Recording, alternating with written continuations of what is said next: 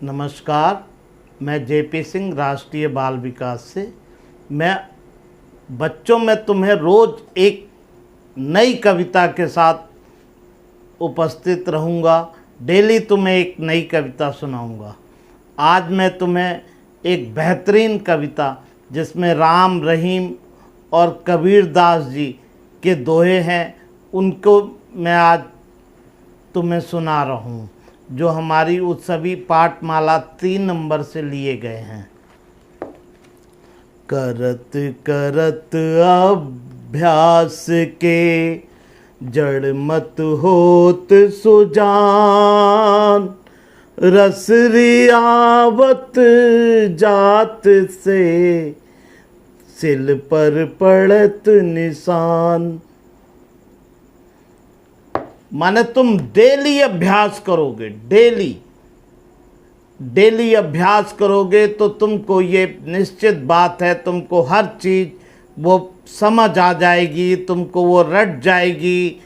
Daily अभ्यास करने से जैसे एक रस्सी है, वो एक सिल के ऊपर डेली चलती है तो उसके चलने से उसके ऊपर निशान आ जाते हैं। इसी तरीके से तुम्हारे जो भी पढ़ोगे, डेली पढ़ने से तुम्हारे अंदर वो चीज़ें तुम्हारे अंदर बस जाएंगी। बड़ा हुआ तो क्या हुआ, जैसे पेड़ खजूर, पंथी को छाया नहीं, फल लागे अति दूर। कबीरा फल लागे अति दूर। मेरे साथ गाओ भी। कैसे कहते हैं कि जैसे बड़ा हुआ तो क्या हुआ। अरे कितने भी बढ़ जाओ, बढ़ने से क्या है, बढ़ गए तो क्या तुम्हारा फल जो लगेंगे एकदम आखिरी में खजूर की तरह, तो उससे न किसी पंथी को छाया मिलेगी, न उसका किसी को लाभ होगा। इसलिए हमेशा झुक के रहो। झुका हुआ ही पेड़, सबसे लदा हुआ ही पेड़ सबसे अच्छा पेड़ होता है। बड़े बढ़ाई ना करे, बड़े न बोले बोल, रही मन हीरा कब कहे, लाख टका मेरो मोल। कबीरा लाख टका मेरो मोल।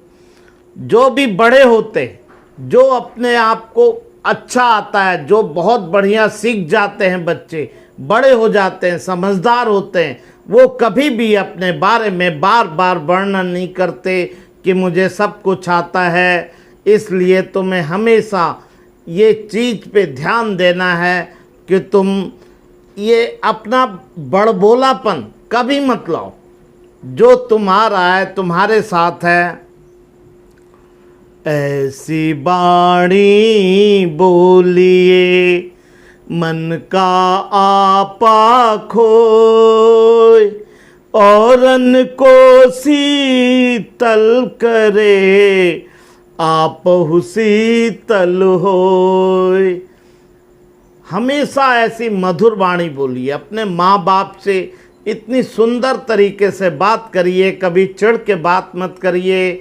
हमेशा अच्छी तरीके से बात करने से आप देखोगे कि आप भी हमेशा खुश रहोगे और तुम्हारे मम्मी पापा भी खुश रहेंगे। इसलिए हमेशा इतनी खूबसूरत वाणी का प्रयोग करना चाहिए। गुरु गोविंद दो खड़े, काके लागू पाए, बलिहारी गुरु आपने, गोविंद दियो बताए। कितनी बढ़िया बात है। देखो, माने कि जब दोनों खड़े थे, गुरु और गोविंद, तो उन्होंने पहले पूछा कि भाई मैं किसका पैर लगूं। तो भैया पहले तुम्हारा कर्तव्य है कि तुम्हें जिसने भगवान का रास्ता दिखाया उसका पैर पड़ना है। इसलिए कितनी बढ़िया बात कहते हैं कि पहले गुरु के पांव लागो, उसके बाद भगवान के पांव लागो। काल करे सो आज कर, आज करे सो अब, पल में परलय होएगी, बहुर करे गो कब। कैसे कहते हैं बच्चे कि आज नहीं कल कर लेंगे। अरे कल क्यों करते हो, आज करो ना, अभी करो। कोई भी चीज़ को कल के ऊपर बिल्कुल किसी तरीके से मत टालो। ये जो कल होता है ये कल कभी नहीं आता। जो भी काम तुम्हें करना है आज और अभी करना है।